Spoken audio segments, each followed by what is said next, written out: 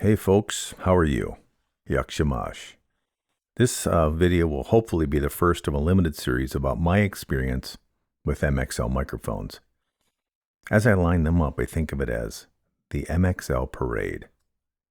Welcome to the cabin. The ubiquitous MXL 990. Where do I begin? I decided to begin this overview of my MXL microphones with the 990 because I want to mod this one by updating some components and swapping the capsule, so I'm recording with an identical stock version and an older one at that.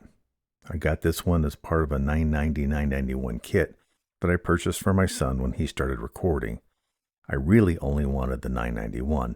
We'll talk about that one sometime in the future. If you didn't know, MXL has bundled mics like this often. Here is the 440 bundle, and they have also marketed small diaphragm condensers associated with popular large diaphragm condensers like the V67 and the V67N. I initially didn't have any intentions to modify this mic.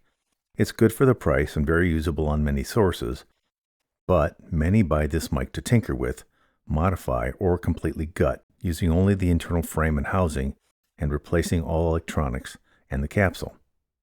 I decided to mod this mic when a microphone manufacturer I really like was selling surplus capsules.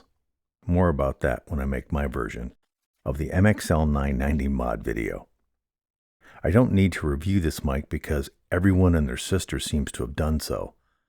Bandrew, Bark, Booth Junkie, Bronson, Buck, Audio Haze, all have opinions, and the links are below.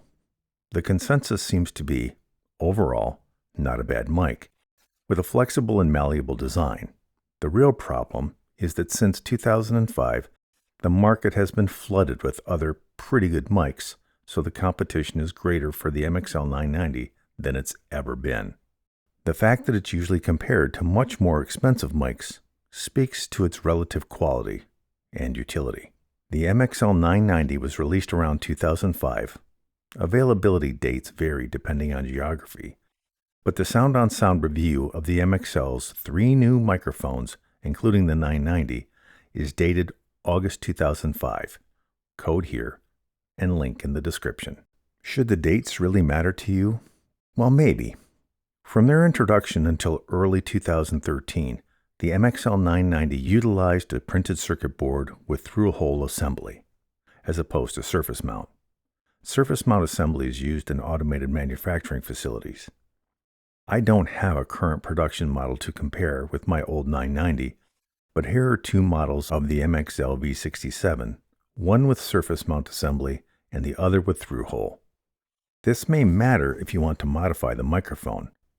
Through-hole assembly tends to be easier to modify for those of us with modest soldering skills or for those folks who don't practice precision soldering every day.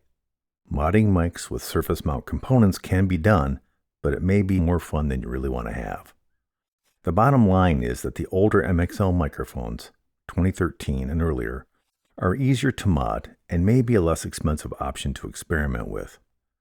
I got this 990-991 kit for about $40, and it looked as if it had fallen off a truck and been dragged a bit.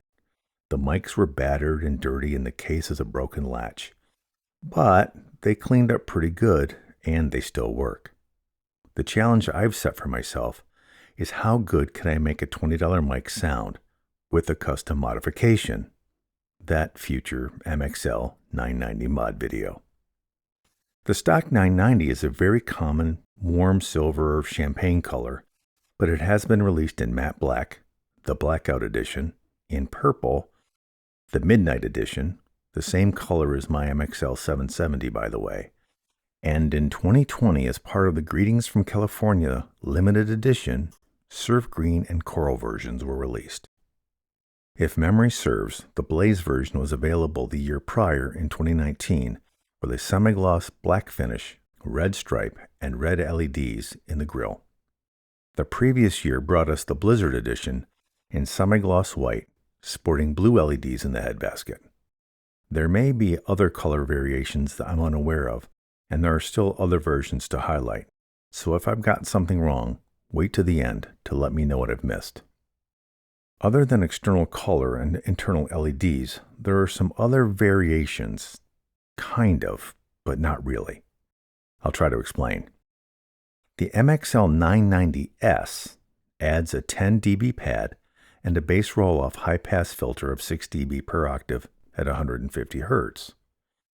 These are the same switches that are also found on the 990 Patriot Edition, and these mics, the 990S and the Patriot, also share the same specifications. I said these were not really variations in the 990 because the 990S and the 990 Patriot appear to be the same mics as the MXL 770. As far as I can tell by examining the mics, their printed circuit boards, components, capsules, and specifications. If I'm wrong, please let me know. I'll include a link to this discussion in recordinghacks.com. By examining the manuals and specifications, you can see small differences between the MXL 770, 990 Patriot, and 990S over time. If you're comparing mics, make sure, if you can, to get the same vintage, because we all know that specifications change without notice.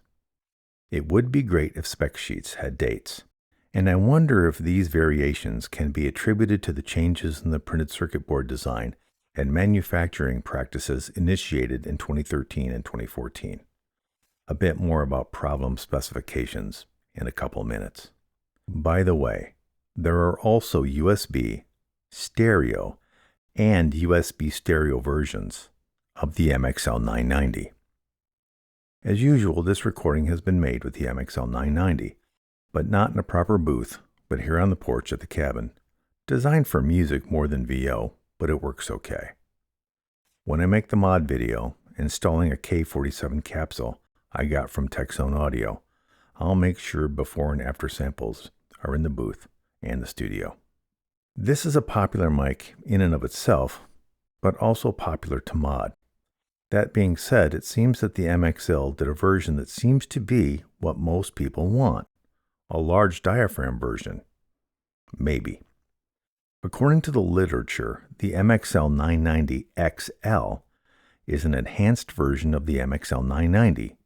The MXL version, according to the literature, has a 32mm capsule. It has a larger body than the stock 990, but has the same champagne finish. I said maybe after large diaphragm condenser because I don't have one, and quite frankly, I don't fully trust the published specifications of some MXL microphones.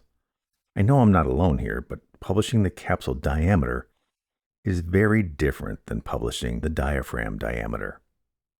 The 990 specs report both 20 and 22mm capsules, depending on the brochure, although I don't think the capsule has ever changed, and neither measurement satisfies my definition of a large diaphragm condenser. The MXL 990 XL literature variously claims a 32mm capsule, while at other times reports a 32mm diaphragm. Either way, the MXL 990 XL probably has a large diaphragm. Microphone capsule size and type, advantages and misconception. That seems like a video I'll probably make, and maybe I can get my students to watch it.